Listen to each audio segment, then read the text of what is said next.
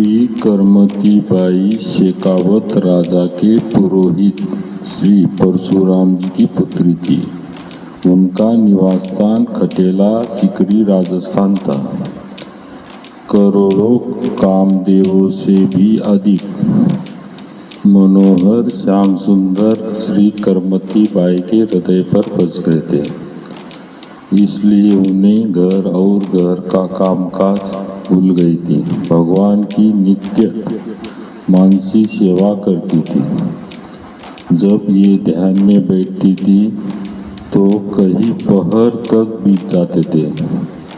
मन और बुद्धि की वृत्ति सर्वदा कृष्ण में स्वभाव में पंगा देती। उनका विवाह हो चुका था। कुछ दिन बाद आपके पतिदेव गहना कराने आए तो आपके पिता और माता बहुत प्रसन्न हुए। वे बड़े चाव के साथ वस्त्र और आभूषण संग्रह करने लगे।